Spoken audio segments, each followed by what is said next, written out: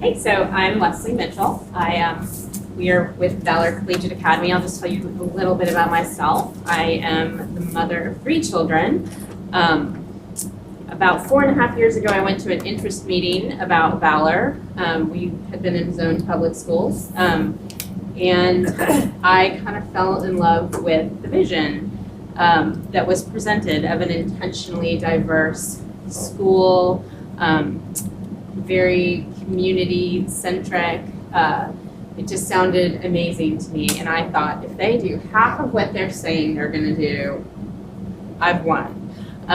So we took a leap and became one of the founding families. My oldest just finished 8th grade, his 4th year there. I have a 7th grader, just finished 7th grader as well. My 4th grader will be there next year, and I liked it so much, I basically asked if I could come work for them doing diversity, equity, and inclusion work, and they said yes. So I feel like I've kind of nailed it because 4 out of 5 Mitchells all go to the same place every day. So my life is real simplified, and I'm excited to be a part of the work going on there. So yeah. So my name is Cassandra. I was born in Kurdistan, northern Iraq. How many of you guys have heard of Kurdistan? You know, I feel like it's actually the Wakanda for Kurds because it's invisible. You don't find it on the map. And because we have been blessed with some natural resources like oil, fresh water, spring water, gold, it has actually become a curse. And so the Kurdistan itself is divided into 5 parts by Britain, which then also resulted of me being a refugee at the age of 6 in 1988. And so when I was 6 years old, my family ended up running for their lives. We had no idea where we were going. We just knew we had to flee. I remember the year itself being my most exciting year. I was 6 years old. I was about to start school. I was so excited I was going to join my siblings, but yet in the morning at dawn time, I noticed I'm actually running for my life.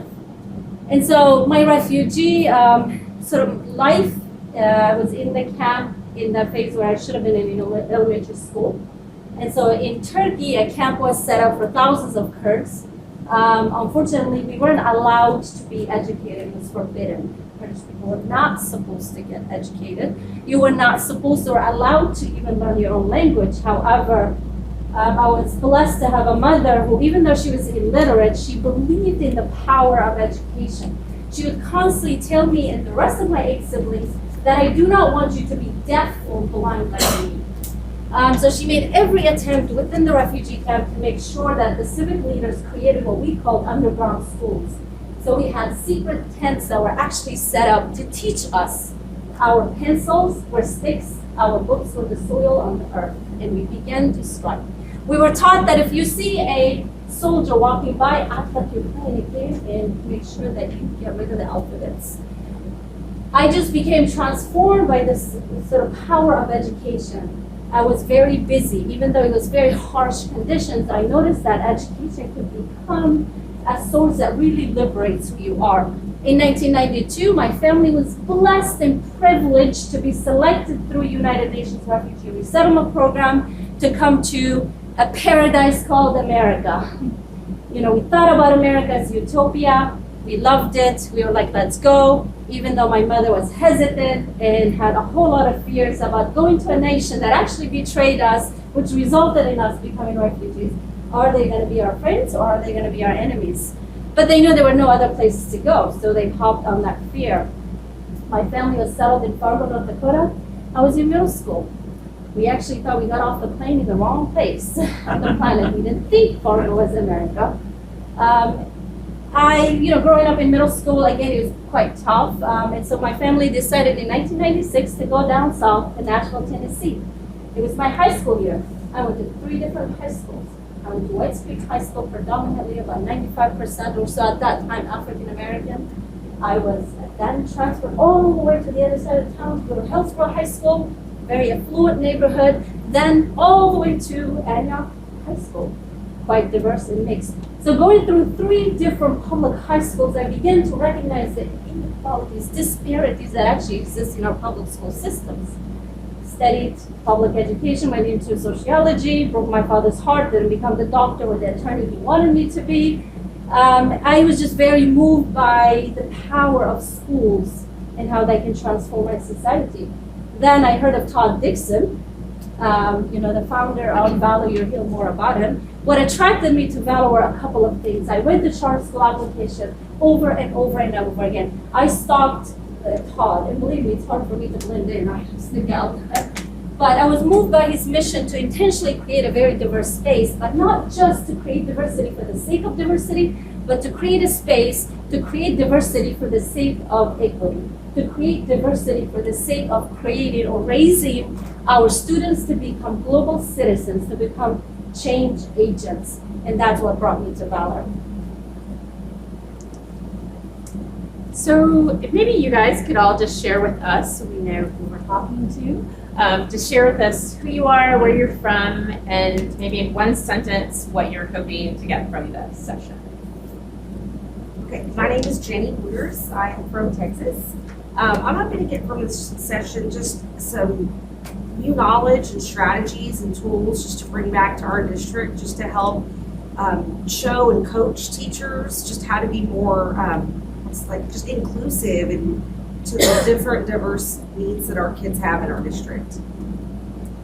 I'm Wendy from the same district, Arlen, Texas, and we're saying to piggyback off Jenny, just to see some of the things you have done or that Valor has embraced that we can hopefully take and integrate into our schools. I'm in Camp 2 and I am here with them too. And we've started having these conversations back home, so we want to see how we can continue to support that and make it a lot more personal for our teachers. Hi, I'm Sarah. I'm from New Jersey, and I just graduated last week from here. And Congratulations. Thank you. And one of my areas of study while I was here was equity, and I just wanted to see what the school is about. And I've never heard of it before, so I just wanted to listen. Did you say equity? It was Equity, yeah. Hi, I'm Sean Turner, and I'm the Executive Director for School Choice for Metro Nashville Public Schools. And so we're in the same school district. Our office is all about equity and access for students, and we also house within my department the Magnet Schools Assistance Program grant, and the goal is to reduce racial isolation. And so I'm here, of course, to support my family members in my district, but also just to learn more about your program, because a lot of people think charter traditional schools, they're separate. They're all choices for parents and families in Nashville. I'm Laura Wilson-Phelan. I'm the founder and executive director of Kindred, which builds relationships between families in diverse elementary schools. I'm here just to figure out how you're doing this, like exactly what it says in this description. I think that there's probably a measure that needs to be developed related to DEI, or what I've been calling social cohesion in a school. That's not the same as SEL, so I'm really interested to hear what you figured out, what you can share with all of us. Just take us back. My name is Rael. I am from here in Boston. I work for an organization called Panorama Education, and also being a former educator, I just love engaging in these conversations about social emotional learning and DEI and how they can all intersect and the impact people are actually able to make in schools. I'm Lee Title, and we got to talk, 6-8 months ago, and I talked to Todd, and so I'm delighted that you're here. I'm trying to sample a little bit, so I'm gonna leave probably in 10 minutes because I'm going to be in 5 different places, and I'm curious about. It's okay, we could clone you. No. So 2 things that we love, or that we do at Valor, which I actually really love and appreciate. One is we do fire starters, which you just did, storytelling. The second piece, we do a breathing exercise, and I would love to invite you to walk with me on this journey. I want you to just to take a minute. You are welcome to either close your eyes, and if you're uncomfortable closing your eyes, grab a spot that you can really gaze at. Do not lose focus on that spot. So if everybody, I'll give you a minute to either close your eyes or pick a spot to gaze at. I want you to take a really deep breath in through your nose. Hold it in your chest and let it out. Exhale through your mouth. We're going to do this a couple times. Breathe in. Breathe out. Breathe in. breathe out.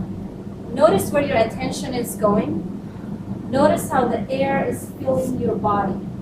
Notice how when you inhale, your body raises, and when you exhale, it lowers. You're welcome to open your eyes now.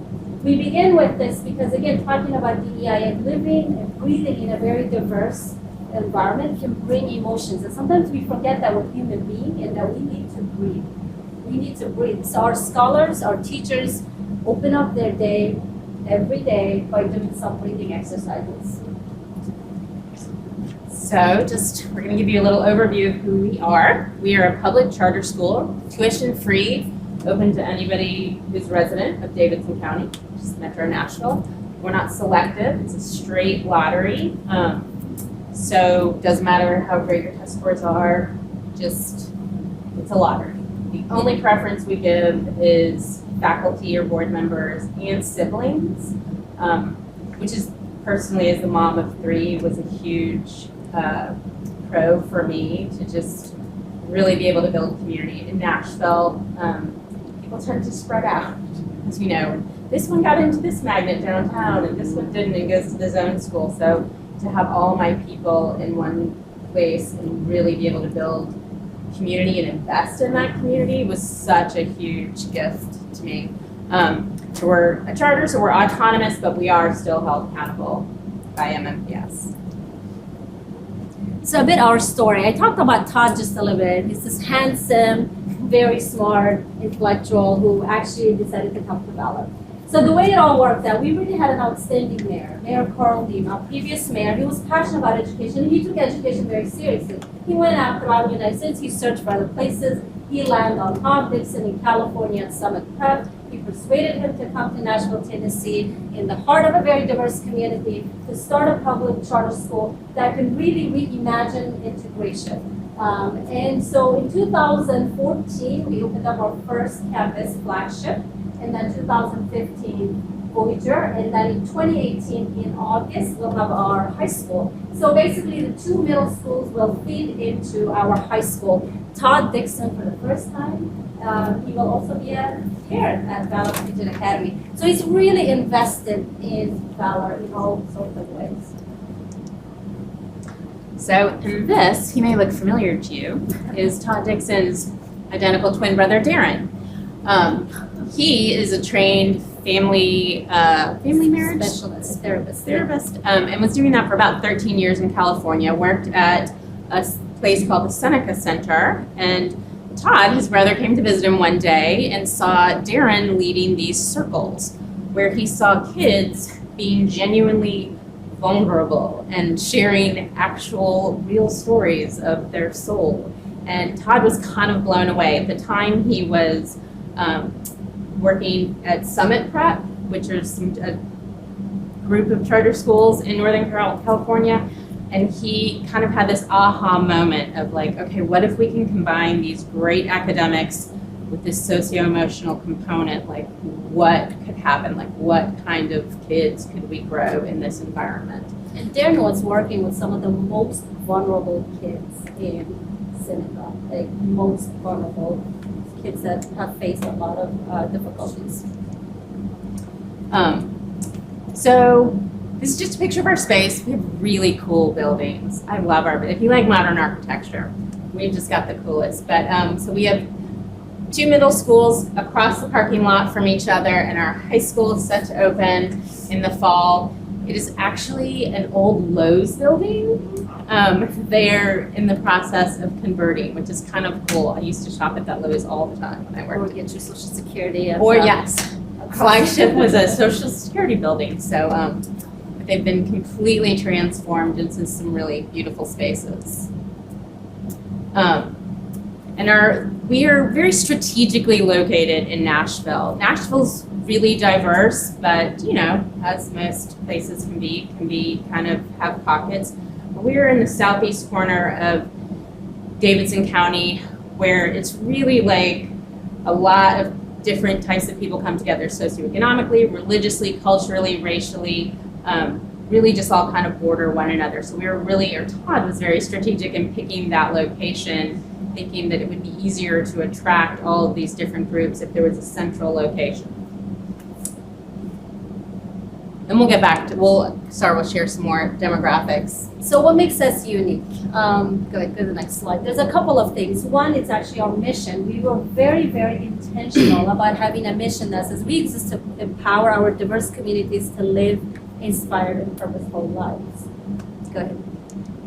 Within that, we're going to accomplish that mission with 4 very, very unique anchors.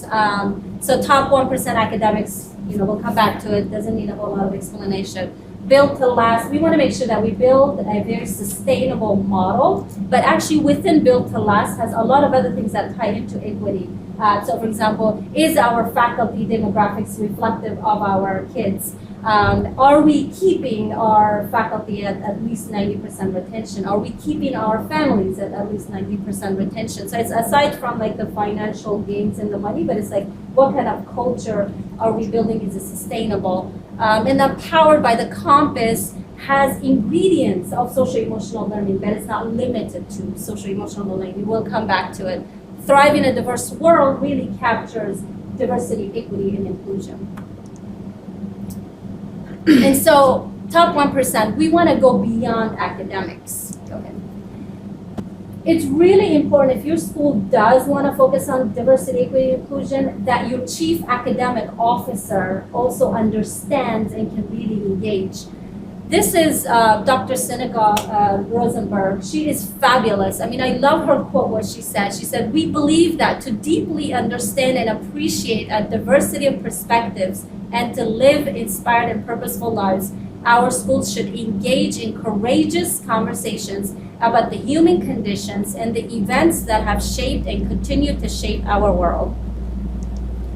Why I think that's important? She was the visionary behind making sure, even though we're there teaching English language, so grammar, and making sure that kids can actually understand, so comprehend English, read and write, she's making sure that the type of literature our kids are exposed to are literature that people of color are the authors, or that the stories are multi-layered stories and not singular stories. She's making sure that our social studies curriculum, when we're studying about the history of the United States, we study the history in multiple perspectives. We study United States history according to Native Americans, African Americans, European Americans, Latin Americans. And so going on and on, making sure that even though you're teaching history, that you're teaching it in a very complex way.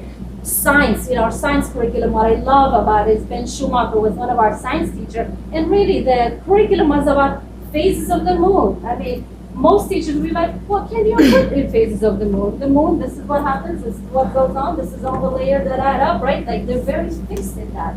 Well, Mr. Schumacher stopped for a moment and literally questioned himself. He said, how do other people and cultures use the phases of the moon?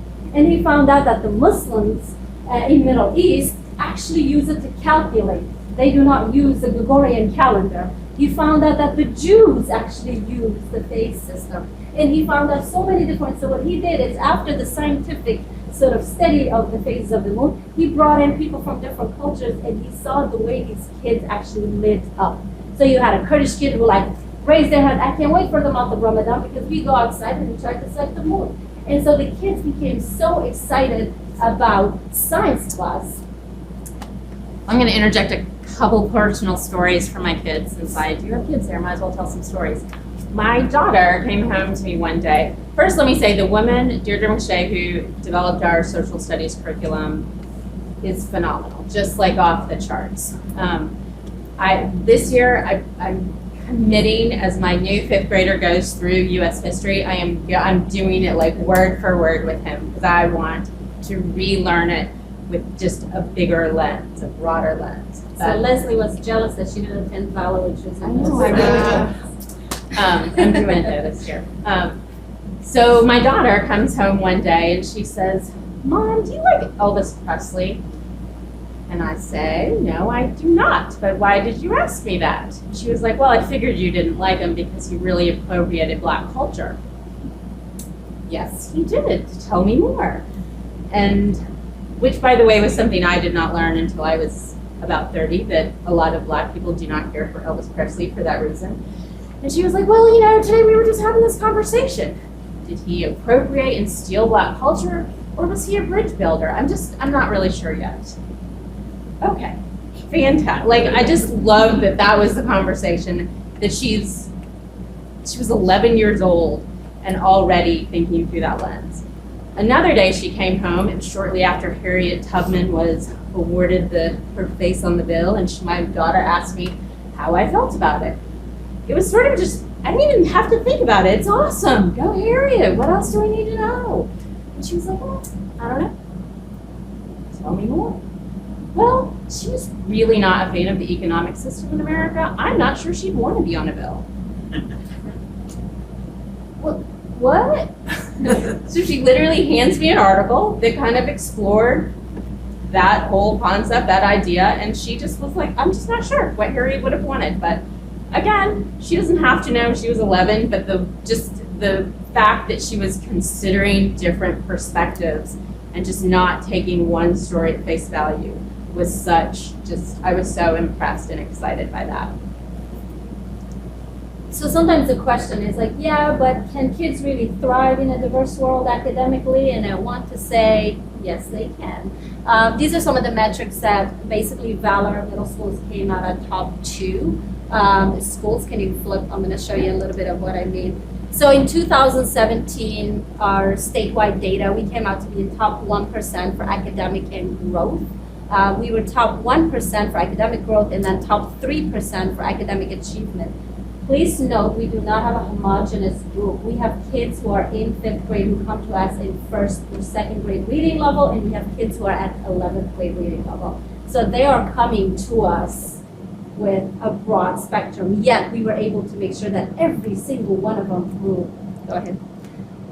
And then also what's very unique is we were able to invert the achievement gap. Again, every year we like looking at it, and we notice that our economically disadvantaged scholars or students, Black, Hispanic, and EL students outperform their MAPS district peers. So that MAPS Metro Nashville Public Schools. This is our TVOS scores, again, just comparing like how much Valor was able to grow our kids compared to the district. We were the top 1% for growth again. So that to say, it is very possible to do it. Okay, the compass. The compass is our socio-emotional framework. It's incredibly robust and has many layers and a lot of components to it. But there are 5, I'll just read this. Our compass model is a human development model that's grounded in the foundational elements of what it means to be human. Working the compass means growing in body, heart, mind, and spirit in pursuit of excellence in every dimension. So these are the 5 dimensions that we focused on, and it's really a character development model. Kind of within each of these are 2 specific character traits that kids work on. So Let's hear it from the guru behind the compass. do you remember how to do that? Yeah, just hit play. There you go. Can you make it bigger?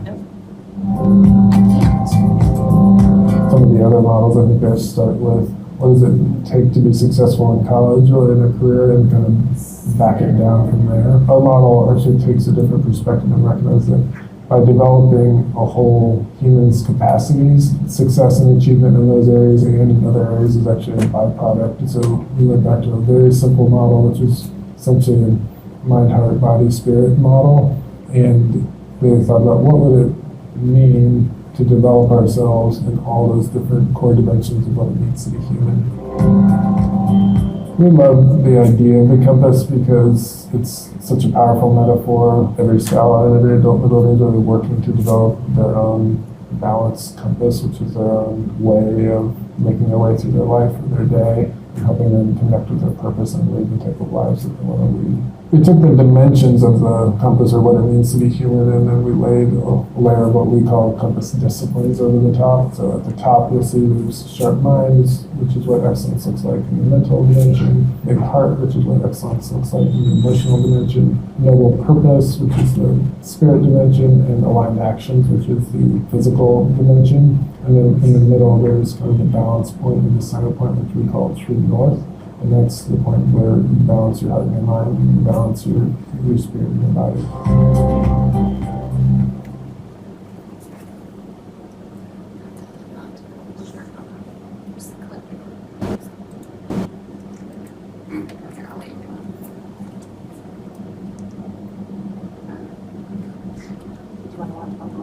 There you go. Yeah. Sorry about the tech.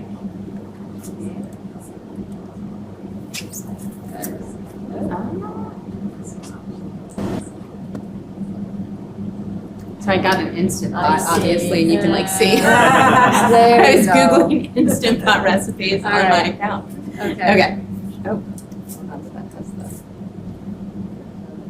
Is it, why isn't it presenting?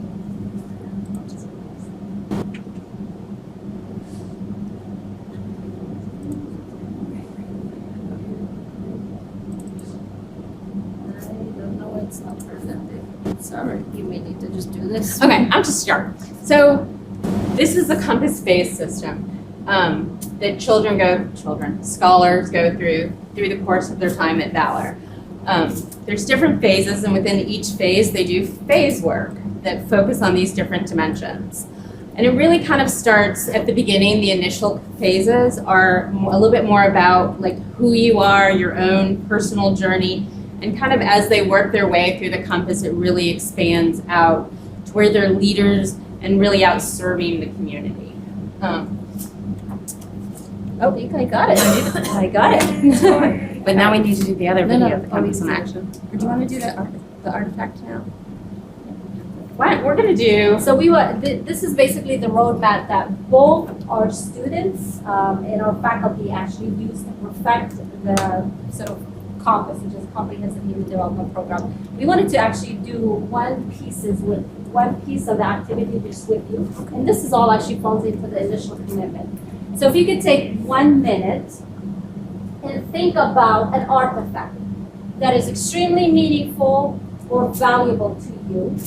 You can write it down. It could be anything. Okay, so don't, it's very broad. Think about one thing in your life, in your possessions, something that you have. Please don't tell me your mama. Your mama's not a thing. I want you to choose something, not a person. Okay, that's very meaningful, and think about why it's meaningful, and then we're going to do a parent share. So you're going to get with a thought partner and talk about why that particular piece is actually important to you and what are the values that you have gained from that particular piece.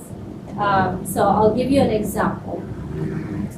So one of the things that I actually value a lot, I have this necklace that my sister made in the refugee camp. We used to play this game with beads, and you would do sort of like golf. You would create a little hole, you would have beads, and you would flip it with your finger. That was basically golf sort of equipment. And if you got it in the hole, you get to keep the beads. And my sister was so good at it, and so she would collect them all, and she helped me make a necklace, and she gifted it to me. I still have it with me. I brought it all the way from the refugee camp. And we used to use these products actually still to the Turkish people secretly, illegally, in exchange for other goods. So I've kept that with me, and I brought it all the way here. I wish I had it here so I could show it to you. And the reason why I like it, and it's meaningful to me, even though it's material, and I'm not a very materialistic person, I feel like my story is woven into that necklace. So there's a piece of my history. It also shows the value of family, the connection. So I value family. I come from a culture that actually is a very culture of me and family. And then it shows the connection that I have with my sister.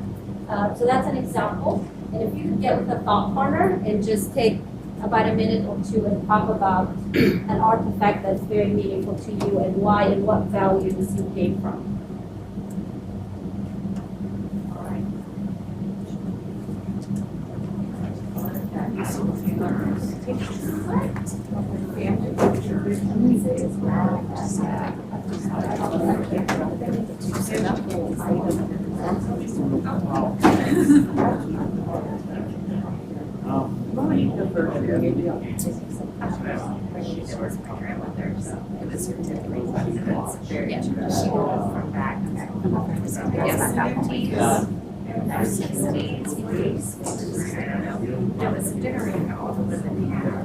So most of those women passed them down to their daughters. Their daughters passed them to us, but grandma didn't give it to the mom, she gave it to me before she died.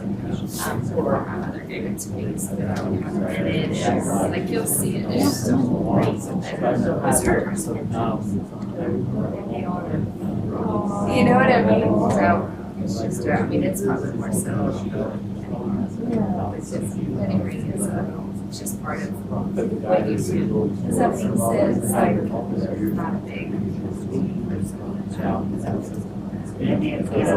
Yes, I still have it. That makes total sense.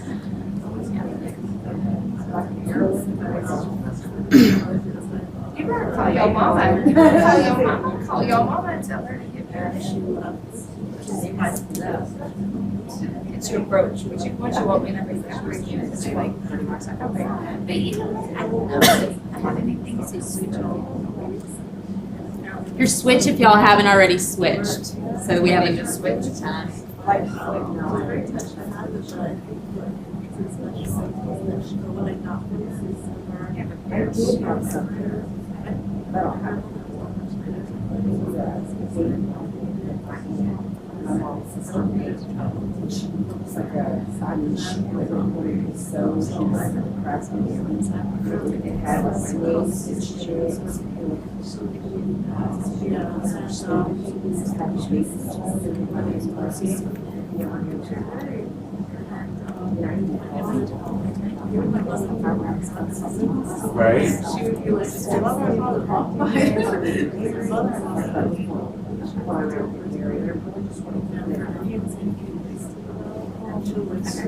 Go back to this.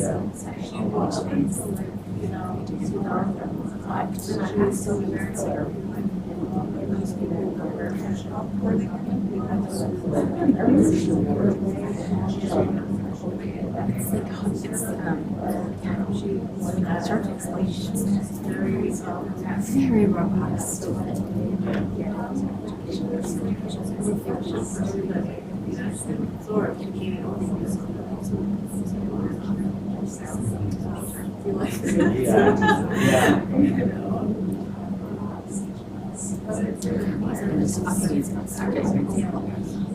All right, y'all about done? Maybe wrap it up in 50 more seconds. So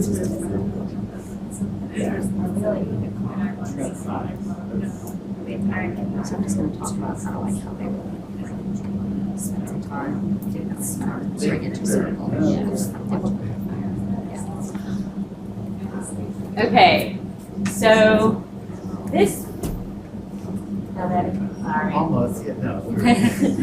It's okay, you had 3, it's about equity, right? So you guys should get extra 50 seconds. So this would be an example of some phase work.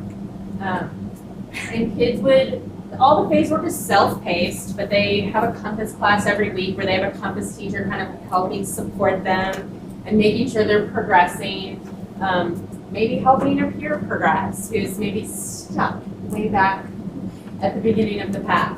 So they would do this work and then they would present it in Circle. So we're gonna watch a quick video about Circle where they would share some of their phase work. All right, let's see, make sure the. Circle is a deceptively simple practice. It's really a group of people that really are sitting together for 30 to 60 minutes, just intentionally working on developing themselves or their relationship or making their community better. The Circle model is a different model for relating than we're used to. Yes, all right, we're having video issues. Yeah. Circle is a deceptively simple practice. It's really a group of people that really are sitting together for 30 to 60 minutes, just intentionally working on developing themselves or their relationship or making the community better. The circle model is a different model for relating than we're used to. You're edging into kind of public and transparent way of being together. We're not really used to that. So when there's something going on in a relationship or some tension in a relationship, to have it be worked out in public in front of your entire community takes a lot of courage. So that transparency is really powerful. In order to facilitate this work with your kids, you really have to have an appreciation for the vulnerability that it takes. So our faculty also do phase work, and so the way that our kids are working through these phases and bringing work into the circle, our adults are also doing that work in the circle because they want to develop themselves and understand it so that they can lead it for their kids. And I think that's a really healthy dynamic.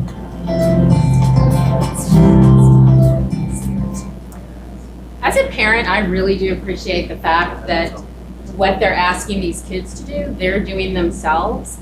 And as I kind of came into a circle in the middle of the year this year, and I can tell you, I'm a 45-year-old woman, I'm pretty comfortable, go with the flow. It felt really vulnerable to do that. And I just had an immense amount of respect for my kids for doing it and for the faculty for really taking part in it. Because it's no joke, you're being real. Can I ask a question? Yeah. What kind of questions would the faculty have to answer? Well, they do phase work as well. Like that artifact exercise or phase work is something that's in the scholar phase packet, and it's also in the faculty phase packet.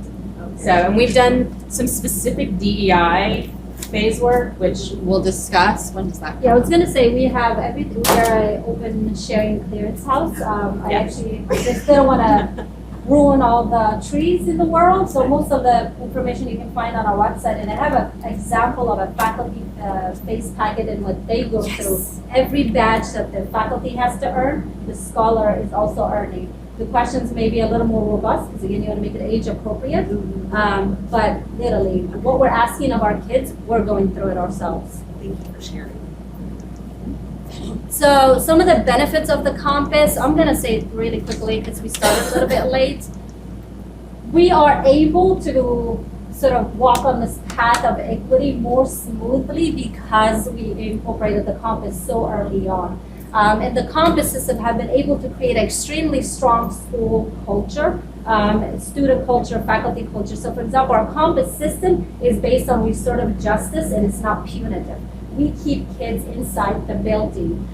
We understand that kids, like adults, are gonna make mistakes, and it is our duty to coach them into, one, being aware of who they are as human being and the feelings that you are actually experiencing. So what does it mean to be angry? But then also understanding, how do I navigate my anger in a way that I become successful in the world that I have to face, that to set me back. And so that's why our system is based on restorative justice. Our kids have what's called a paycheck. Every week, kids go home with the actual paycheck. What I love about it as a parent and being a person of color is, one, it teaches my kids financial literacy. Two, it teaches my kids to take ownership of who they are as a person. And three, it teaches them a whole lot about how you're celebrated when you do the right thing and how you're going to be coached when you're doing the wrong thing. So they literally come home and they'll have minuses and pluses. And at the end of the week, they'll have a balance, and they can use that balance to go to the Valor Cash store and buy whatever they like. So it motivates them, because really that's how the society works too, if you look on the outside. And so it has also been very focused on relationships. Because we try to remove the issue from the person as a human being, we're able to tackle more courageous conversations that deal with like racism, both with our kids but also with our faculty. And it has definitely amplified our academics, because our teachers are spending all of their 60 minutes teaching the content, and maybe only 5 minutes out of that 60 minutes like discipline. The kids are going into the classrooms ready to learn, right? And so they're not flipping to where they're spending 40 minutes on, please sit down, please do this is better, and the teacher sort of gives up because it feels like classroom management is a hot mess. So we mentally prepare them to understand the different environments inside the school. If I'm walking into an academic setting, I am about to learn. And so it also organizational culture. It helped us to have these big broader questions of what kind of place do we want to be? What kind of systems do we want to install? And what do they mean to us? Sorry, are you? No, I can't. Can I flip it? Yeah, you can flip it. I'm just not sure what's.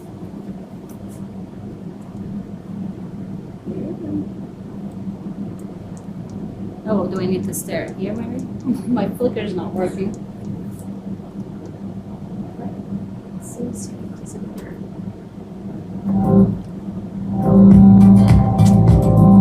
Some of the other models, I think I start with. I'll give you an example too of my daughter. It's kind of funny. I'll be totally transparent. My older son he's very like independent, super strong, and he does not love the paycheck system. However, it was funny one day he was complaining about it, and my daughter, on the other hand, comes to me afterwards and she was like, I don't know what he's talking about. I love the paycheck because most schools, I feel like the only time they talk about your behavior is when you've done something wrong.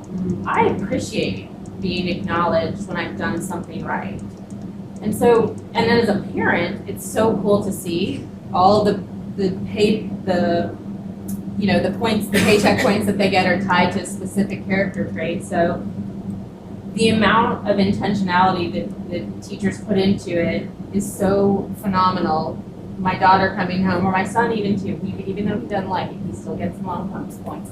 But to come home and say, curiosity point, Liv, thanks so much for really digging in and learning more about Monica during circle time. That was really thoughtful. Or kindness points, thanks so much for volunteering to help me take those books out to my car.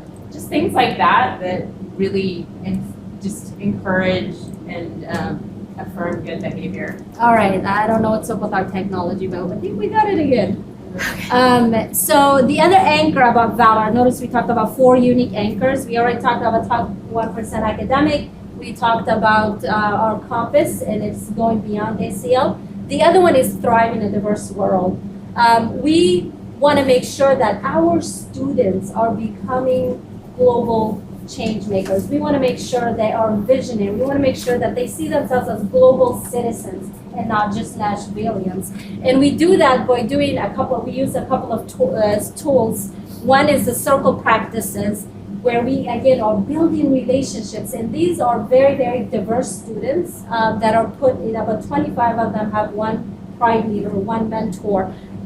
Very commitment, there's a huge, strong commitment to just relationships in general. We're all human beings. Even though there's disparities, some face more than others, let's begin at the very basic and sort of strengthen that. And within that, we have a guideline, which is for students, our scholar packet, very equivalent to our faculty packet. They also have, as Leslie said, a compass class that is one of the enrichment classes or elective classes. So all of our students actually take an actual class on how to perfect who they are as people. And so we're gonna skip this area, but this is literally what they do. Like they'll sit down in a circle. It's usually a group of about 25 or 20 to 25 people sitting with one leader, one teacher. So our teachers are teachers, a subject matter expert, so they could be teaching math, and then they're also pride leaders or mentors to a group of 25 kids. So to thrive in a diverse world, I want to show you a bit about our demographics. 50% of our families are below sort of socioeconomic status. They're from the lower socioeconomic status. And then the other 50% is middle income and higher. We pull from 70 different school settings. 70. That's including private schools, zone schools, other charter schools, other magnet schools. Homeschooled is also one. So you're thinking about, we're basically pulling kids that are coming from a variety of settings while they're in elementary schools. Now we have them all. How do we culture them all into, again, believing in diversity and being able to go beyond tolerating each other, but understanding each other and still academically succeed? There is no racial majority. This is the breakdown. Let me tell you the story of how I became white without knowing I was white. The problem that I have with the way United States or just labels race is really a problem. So if you look at the federal way of doing it, there's only about 5 categories. In our state, in our district, like balances, struggles with that as well. You're either black, you're white, you're Asian, you're Latino, or other. And so I remember coming to the United States, and when I was in middle school, again, like most typical immigrants and refugees, like you're really called to do adult duties. So I was the one filling out all the paperwork. I remember in 6th grade coming around the word race, and I looked at it, I didn't see Kurdish. And so I went to the teacher and I said, what am I? She said, I think you're other. And I was like, what is other? Is that a race? Kind of what color is other? Is the question I asked. Then she said, well, wait a second, let me go ask the guidance counselor. So she goes and asks the guidance counselor. She was like, no, they're Asian. And so I began to mark Asian, and I said, well, why am I Asian? She said, well, Kurdistan is on the continent of Asia, and so you're Asian. So I grew up knowing and thinking I'm Asian until I came to Nashville, Tennessee, and I really ran into Chinese and Laotians and so forth. I remember applying to work at Wendy's, and I marked down Asian, and the person, the supervisor called me for an interview and said, what percentage of you is Asian?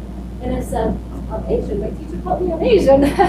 And it wasn't until I went through the naturalization ceremony, and I took the oath to become a U.S. citizen, and the officer told me that I have shared the information incorrectly about who I am. And I'm like, what?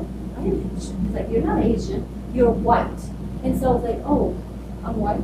Great. That means I can get minority scholarship to Tennessee State University.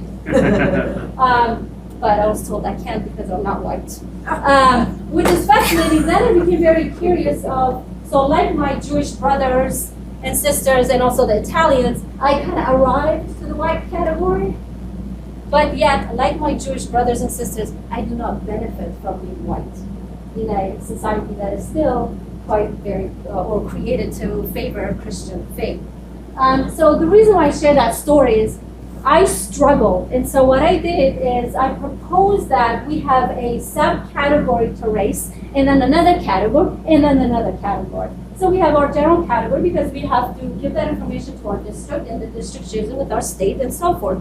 So aside from the basic ones over here, I wanted to know my MENA population, Middle Eastern, North African. I wanted to know my African population, African American from my Somali community, because a Somali immigrant shouldn't be classified in here because you really don't know that Somali kid could be needing ELL, English Language Learner Services.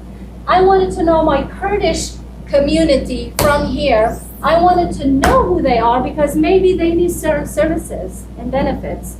And so we created this sub-chunk. So Middle Eastern, North African really captures the Kurdish community is the largest community in Nashville, so there's a huge Kurdish community at Valor. Our Egyptian community, our Somali community is captured here, and other African community, African immigrants, and then our Latino community. This is the demographics. Basically, there isn't really a majority race. In the white category, there's still some Kurdish people walking around marking white because they're told that you're white for so long, and they're afraid of making a mistake. And so they do keep marking white. I don't have the time to show this video, but it's on our website. Valor, Todd talks about why you really choose to design a school that focuses on diversity, again, not for the sake of diversity, but diversity for equity. So what we did when we got together, and I've been with the founding team, and I immediately recognized, I said, we have to maybe it's me, maybe because English isn't my second language. I mean, it is my second language and not my first. But I feel like everyone describes diversity, equity, and inclusion differently. Is it just me, or it depends on who you're talking to, you get a different definition or a different understanding. So what we did as a team is we said, you know what, at Valor, we're going to be unpacking what we mean by diversity, equity, and inclusion. And so just to give you a very brief of it, we said, you know what, diversity is like an ocean of human differences, right? And so that's how broad it is.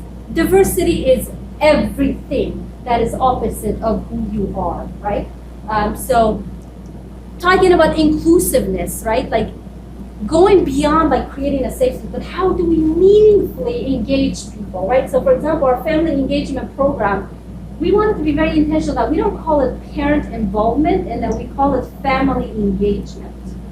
Because we have such a diverse population, And the word family could mean different things, but we also wanted to make sure that every kid who has an adult that is very influential in their life could feel like that they could actually engage in the school. And engagement is a two-way street, much more meaningful than involvement, which could be transactional. Like the schools want parents involved because there's some things we want to tell you and make you basically leave. But family engagement means, no, come with me. Let's hold hands to hand and make sure that we have an inclusive society or an inclusive school. Talk about affinity groups here. Just another example of a way that we aim to be inclusive is we have affinity groups for parents. So we currently have, and we're open to as many as people want to start. They're parent-led or family-led, school-supported. We have an African-American affinity group, a Kurdish group, a Latino group, and a Christian group. And we're really open to, we really just would love to see more people rise up and take some ownership. So, and here's kind of one of the benefits of having these groups really come together to discuss their own specific needs and desires and wants for the school. So we had an interesting situation where one of our English teachers of 8th grade this year was teaching Kill a Mockingbird and did what was actually a pretty well thought out and carefully prepared lesson on the N-word. But it is a very tricky topic, and Especially in the South. In the South. Especially. And unfortunately, it didn't go over fantastically with some kids, and they just felt very vulnerable and uncomfortable. And not to mention this, actually, the way the curriculum happened, it came the same week where we had a big rally in Murfreesboro and in Shelbyville. That was a copy of what happened in North Carolina. So there was white supremacist groups who literally just had a rally in Murfreesboro, which is about 20-30 minutes from Nashville, where Valor is. And so having those current events and how those current events actually impacted the kids who were walking into a classroom, that the lesson plan was already planned in advance, but yet it happened to talk about something that happened in history that is very reflective of the current event. So the African American Affinity Group met, and there was lots of discussion about the whole situation and really a lot of different perspectives on the situation. And some parents were very appreciative that teachers were trying to tackle really difficult issues like this, and some felt like, I don't want that. I want to teach my kid about that. I don't want them to talk about it in school. So there was really a lot of different perspectives. The two co-leaders of the African American Affinity Group had a meeting, kind of took all those perspectives and thoughts and ideas, and had a meeting with Dr. Rosenberg, our chief academic officer. You were there. Yeah, me and the academic team. Yep. Yeah, kind of all the big wigs, and really were just given the space. No, Given the space to just voice their concerns, just have a voice. And ultimately, it was in January, wasn't it? And kind of at that meeting, the outcome of it was that the African American Affinity Group was invited to basically have free reign over helping design Black History Month. And we ended up doing a program called Black Excellence, where we had all these, a crazy variety of amazing African Americans in the community come in and speak throughout the month. And it was just really a celebration of Black culture, and really a beautiful outcome of a really tough situation. And I think ultimately, even though we're gonna have difficult issues like that, it was great to see that their voices were heard and they felt heard. And there was really some specific actions that were taken to make sure they knew that they were valued in the community. So I think it's about creating the spaces for voices to be heard. And then once they're heard, what do you do about that? Like what kind of action you actually take? And Valor did a fabulous job of saying, you know what, let's expand our literature. You know what, let's make sure that because we are facing the issue that predominantly our demographics of our faculty is actually not reflective of the demographic of our kids, and that's a battle that we're actually trying to face right now. But in the meantime, how can we get our community members to become sources of knowledge for our kids in return? And so equity, again, like this whole concept, I think so what we do at Valor, I'll be very transparent. We do an excellent job when it comes to diversity. We do a great job when it comes to inclusiveness. We are shaking when it comes to equity. And I think because it's just all over the place and it's so complex, that, creating a system that can really work for everyone, but knowing that we all did not start on the same strike line at the same equal platform, and you also, unfortunately, live in a nation, we live in a society that is just very focused or more focused on those academic metrics than anything else, right? So at the end of the day, our kids are actually being tested on English and math skills. They're not being tested on how complex thinking they are, how they're growing in that area, or how they're actually seeing equity and how they're becoming change makers. And so it is a challenge for us here. And one of the areas that makes us very, very unique is we have taken our compass system. Again, we get offended when people say it's social emotional learning because we think it's more than social emotional learning.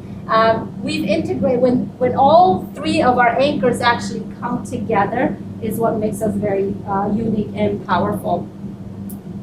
So one of the questions is like, how do you actually prepare your faculty, to thrive in a diverse world, right? And we do that by a couple of areas. We have professional learning opportunities. Actually, our teachers get 10 times more professional learning than on average. And in July, in the month of July, a month before August, when school starts, our teachers are in an intensive program called Base Camp, and they're gaining knowledge and sharing and resources. I mean, like you name it. And most people who apply to us come to us because there's so much investment in them growing. We also have tools and systems that we talked about, the FACE systems, and then the school culture, like creating a culture that actually really believes in social justice. Creating like the circle practices were actually another tactical, that our teachers are getting to practice exactly what they need to ask of our so they basically go from participating in a circle to facilitating a circle for students. And there's a lot of coaching to that. So a couple of areas how we move our teachers through this professional learning in respect to DEI is we focus on building our individual capacity. So knowing yourself, and then 2, having courageous conversations. We like to use the word courageous conversations because controversial conversation doesn't do it for me. I do not like just being because it basically pushes and shows that it may not really be safe space. It may make you feel uncomfortable. And we have to be willing to be uncomfortable. So we walk them through, how do I facilitate a courageous conversation among faculty? And then how do I facilitate a courageous conversation among my students? So when you have one African American student who says, I don't even like the fact that you chose a book that has the N-word, well, another African American student says, no, we must know the real facts and histories of this nation in order to tackle the racism. And so it's like, how do you facilitate 2 very dynamic perspectives in the classroom setting? This is what really makes us very strong. I feel like this is the seed of Valor's success. So what we did in the founding year, we also came together and we put together Valor commitments. And these are 8 commitments that our families buy into, that our students and our faculty do it. Also, our board members, believe it or not, have to commit to that. And so I don't know if you guys can read it. I wanted to just ask you guys to see which commitment speaks to you and why. Can I get a brave, courageous volunteer to go ahead? Well, not for me, but for children, like you're raising children, we are raising them, I'm sorry, Yeah. the teachers, but I like this speaking to the person, not about them, especially in the middle school, and just showing kids just the right way to communicate, and that's I just feel like that would alleviate so many discipline problems that we see in public schools by that being a commitment that all kids adhere to. Yep, and we actually do what's called relationship work, so Ooh, I got a good story. tell them the story. It's kind of, my daughter, I don't know if she would love that I keep talking about her, but she's It's awesome. okay, they don't know her, and Sean, please keep it a secret. She had a friend, they'd been friends since preschool. They didn't go to the same elementary school, met up at middle school. Yay, finally they're together. But, you know, middle school things are changing and they kind of like started to part ways. And it was really hard. And actually, my daughter did not speak to the person, but spoke about the person. And, you know, it's middle school, it took about 4 seconds for her to find out. So they did relationship work. And my daughter, who's actually very private, who would have never even told me this, Travis Commons, who does a lot of our Compass work, called me and said, hey, Liv and Howie are doing relationship work. Do you mind if I video it? And I was like, oh, please do. Please share it with me. I was like, if they say yes, I'm great with it. So they did. So I actually got to watch my daughter sit. I may cry because it was really emotional, but like it was one of her dearest friends, and they sat there and she had to literally look her in the eye and say, I broke this commitment to you and I take responsibility for that, and recommit to her friend. But it was only like a 7-minute little period, but they really got to the heart of the issue, and what they were able to get to was, I miss you. Like, I'm sad that our friendship has changed, and I don't quite know how to deal with that. And so they literally came up with a plan and like, okay, so we may not sit together at the lunch table anymore, but can we still hang out on weekends? And they do. She was at my house when I left town. So it's really been a beautiful thing. And I mean, they were both teary. I was bawling watching this. But it was just a beautiful thing. It's very beneficial for faculty too. Yeah. I mean, I've seen it become very powerful where a teacher goes up to the principal and says, you know what, I just didn't like the way you corrected me in front of my students. You know, and, you know, talk to the person. You know, like, it was just like, why is it gonna show up on a paper evaluation, and why can't you just come to me directly and say, hey, you did this fabulous, but this is how you can kind of tweak it. It is very, because adults do that too. We can speak about the person, but not to the person. It happens, right? What about anyone else? Tell me what commitment that kind of sticks out to you. With all the school violence that we've had lately, the first one, I think if students are really connected to school, then maybe we can cut down on some of the things that have been happening across our country. Absolutely. Very interesting. I don't have time for the story, but anyone else? I commit to speaking from my heart, but using my head. Magic balance. Because sometimes people are like, that's not what I intended. That wasn't my intention. My heart, you know my heart. But you're like, did you use your brain too? Did you use both of them? And it's funny because my mother raised me saying that we have 3 hearts. And when I was in elementary, I was like, "Do you have 3 hearts?" She would always say, did you use all 3 brains in Kurdish? And I'm like, Mom, in middle school, I studied anatomy and it was 1 heart. She was like, you have 3. There's 1 here, there's 1 here, and there's 1 here. Basically, your gut feeling. Right. What is your gut feeling telling you? What is your heart telling you? What is your mind telling you? Check with all these 3 before you act and before you speak. You had your hand right. I was also going to say heart and head. I like that better than speak your truth, because speaking your truth doesn't take into account how others might receive that. And so while we want to create a society where everyone can be their full selves, if that diminishes the opportunity for others to feel like they can be their full selves, it's sort of like creates combative versus like be thoughtful about how you express yourself. It has been really a powerful tool for our teachers to use, for our students, our families. I'm personally so drawn to, I commit to seeking diversity of perspective, because sometimes when we talk about diversity, we're just sticking on colors and religions and whatever, but diversity of perspective, like I commit to seeking your perspective. If you think color green is so awesome and we should only order green chairs, you know, I'm going to try to understand why you're so fixed on green. Like, just to be able to understand it, if I want that by pushing myself just to want to seek to understand, that doesn't mean my values are under attack. It actually means my sort of mind is going to broaden and understand. There's actually a badge work for both faculty and scholars about diversity of perspective, where they pick an issue that's important to them, find somebody who has a different perspective on that issue. Oh, wow. And they kind of hash it out in a courageous conversation. So when we did our faculty, we did so after we did a presentation, like it was a diversity, equity, inclusion presentation, like a professional learning, then they were given the homework of choosing a couple things that we don't have time, we're going to get you to do it, but we don't have time. Faculty members had to choose something that related to privilege. So a time where you felt privileged and a time that you felt unprivileged, or that you had to pick a topic to have that courageous conversation with one of your peers and bring it to circle. What was interesting, some of the topics were quite fabulous. We had two women who came and brought up the courageous conversation on marriage. These are two very good friends who have two opposite views on marriage. Where one of the female believes, like, as soon as you find the right person, marry that person. And so she's young and she married very young, while the other female is a strong feminist and thinks marriage is an oppressive system to women, and you should wait until you're very ready for that oppressive system. And so they tackled it. It was a real, meaningful, genuine conversation in the middle of the circle.